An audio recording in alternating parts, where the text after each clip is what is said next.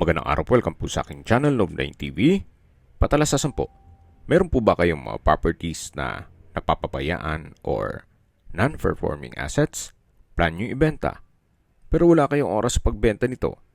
Kung ito'y pagkakatiwala nyo po sa amin, tawag lang po kayo sa aking numero, usap po tayo, gawin ko po ng video for free. Yes, libre po, wala po kayong babayaran. Tutulungan pa namin kayong mabenta ang inyong property. Kami na po bala sa marketing, sa boosting or paid ads. Even sa tripping, hindi na po kayo mapapagod sa pag-entertain ng mga buyers. Kami na po bala sa lahat. Tawag lang po kayo. Nandito po tayo ngayon sa isang exclusive subdivision malapit sa Tagaytay.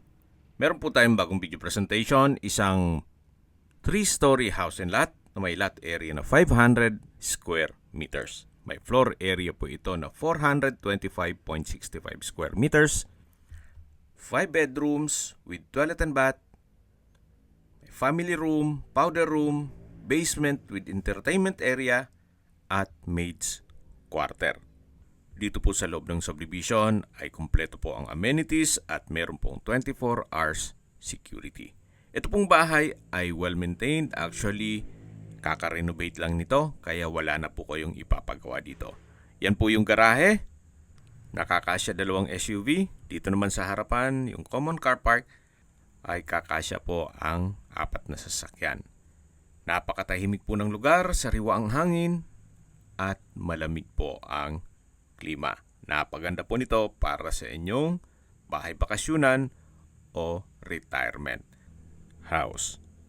Kahit pong malaking pamilya kayo, kakasya po kayo dito. Gawa ng napakalaki po nitong bahay. Ito po yung entrada. At yan naman yung fasad. Kaya po nasabi ko sa inyo, ito ay newly renovated. Kaya anytime na ma-acquire nyo ito, pwede na pong lipatan kaagad. Wala na po kayong ipapagawa. Ito pong staircase wall ay naka-natural stone design. Hanggang dito po sa kabilang side. Samahan niyo po ako, akyat po tayo. At nandito na po tayo sa may main door na meron pong balkonahe. May coffee table. Vintage ceiling lamp. Yan po yung main door. Dito naman po may porch swing. Wooden design po itong wall.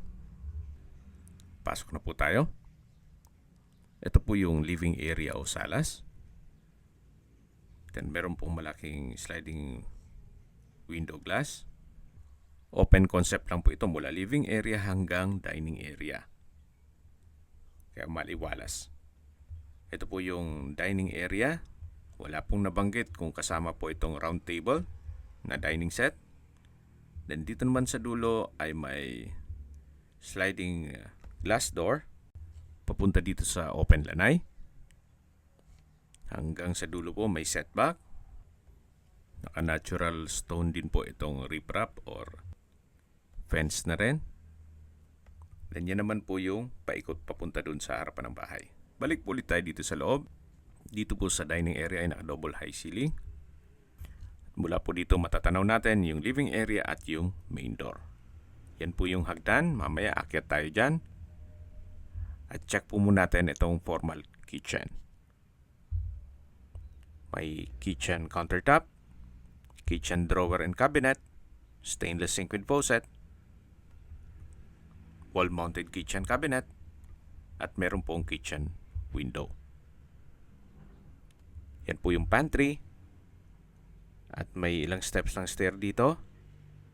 Yan naman po yung daan papunta sa hagdan, going sa basement. At yan po ulit yung living area at main door. Yan na po tayo galing kanina. At yan po naman yung dining area. Lipat na po tayo dito sa kabilang side kung saan dito naman po yung unang kwarto o first bedroom na kung meron man po kayong PWD or senior citizen sa pamilya, itong kwarto na to ang para sa kanila. Meron pong from floor to ceiling na wardrobe. Wooden design ng tile flooring. Malaki naman ang espasyo. May window type aircon. May mga outlet na rin po. At may sliding windows with blinds. May pin lamp, center lamp. At may sariling toilet and bath. Check po natin. Naka-wooden door, tile bathroom wall, may hand wash basin, vanity mirror, water closet with bidet, then may shower curtain, at shower. Tunghayan niyo po ulit itong pinakaunang kwarto na kung saan malaki naman ang espasyo nito. Then meron din pong wardrobe at sariling toilet and bath. Solid wood door. At paglabas nyo naman dito sa unang kwarto ay yung main door, then yung living area, at yung access papunta sa kusina. At dito naman po sa kabilang side ay yung second bedroom na pwede nyo po itong gawing guest room. May ceiling fan, may window type aircon, customized glass window with blinds, at wooden design itong tile flooring. Meron din po itong sariling toilet and bath na naka solid wood door, hand wash basin, tissue holder, water closet with bidet, shower, vanity mirror, tile bathroom wall, at may bathroom window. So, kompleto din po yan.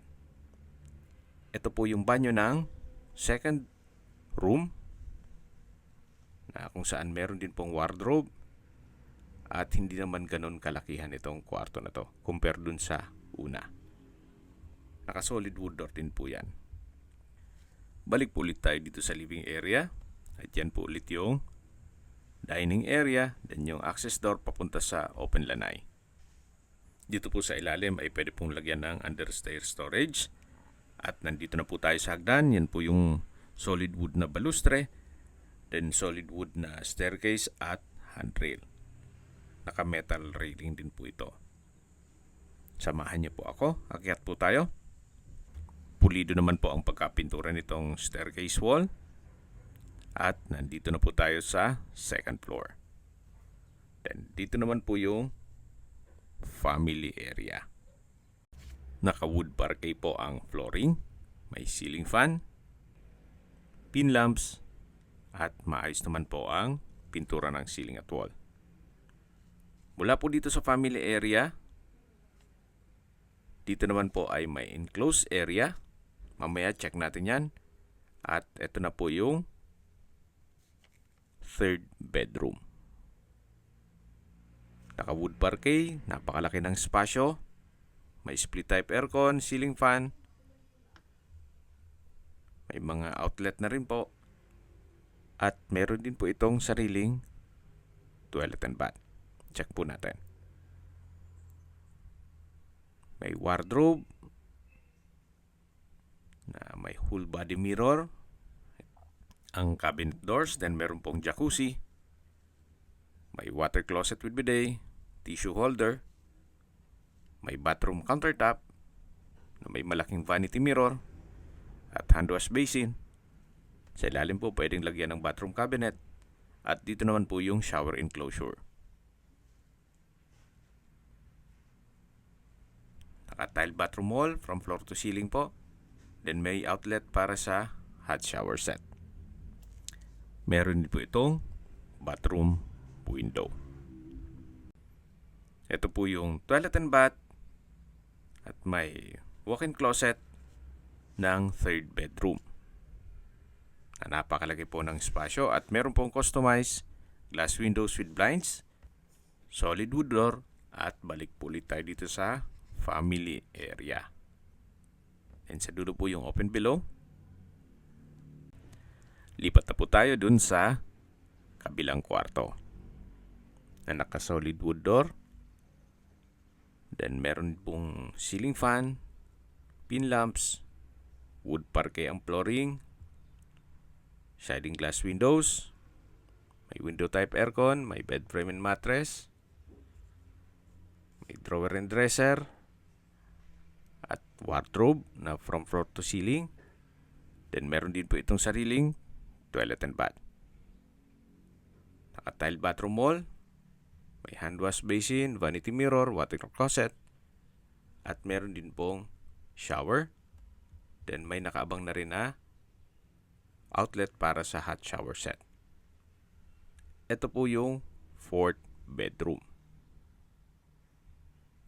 Then ito po yung kanina na dinaanan natin. Ito po yung balkonahe na may access po itong dalawang kwarto.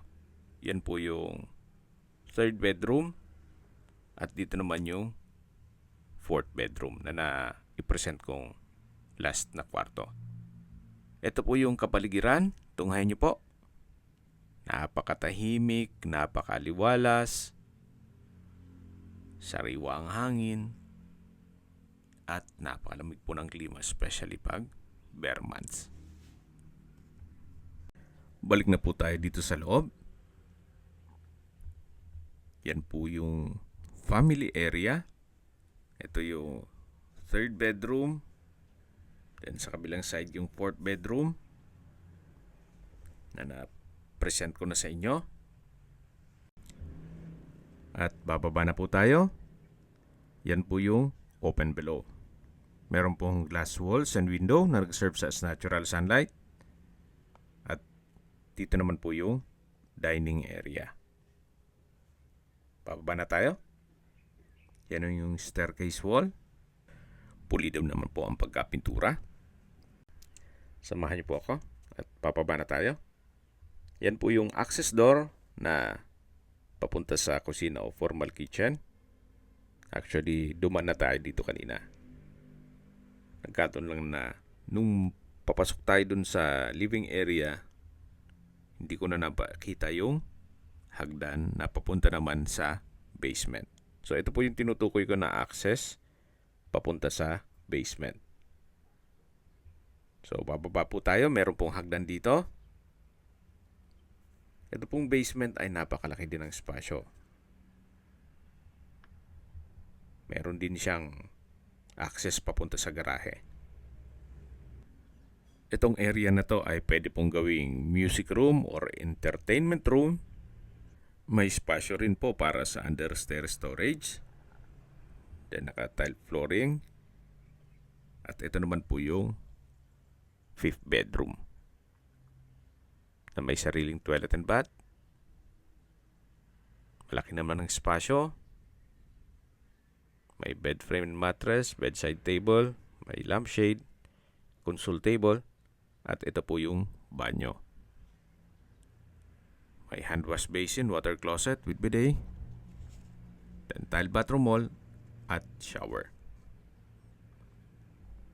Dun po sa dulo ay pwedeng lagyan ng built-in cabinet para may storage. Dito naman po sa kabila ay another room. Pwede gawing office kung may work from home kayo or stock room. Actually, pwede pa rin po itong gawing another room. Kaya possible pong maging 6 bedroom. Kasi yung nabanggit ko kanina is 5 bedrooms lang yan. Then ito po yung access door papunta sa garahe. Ito po yung driveway.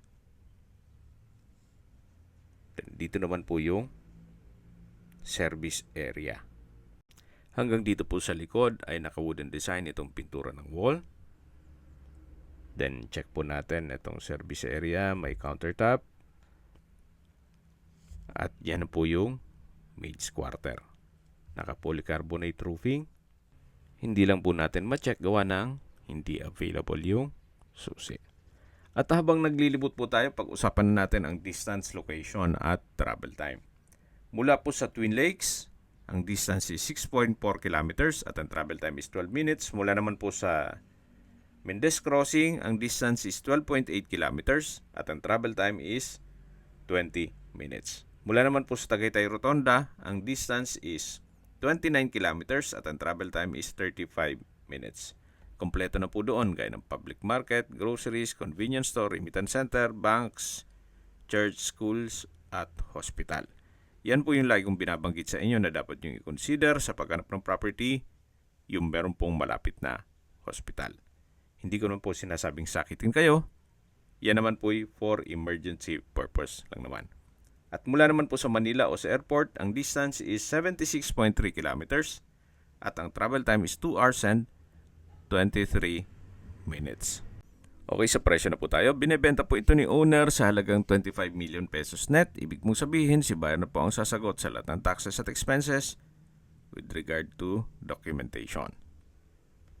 Yan po yung likod ng bahay. Naka-wooden design din po ang pintura ng wall.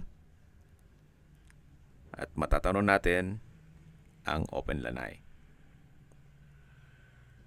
Yan po yung perimeter fence. Then meron pa pong espasyo dito sa taas na pwede pong gawing garden. So yan po, maayos pa naman.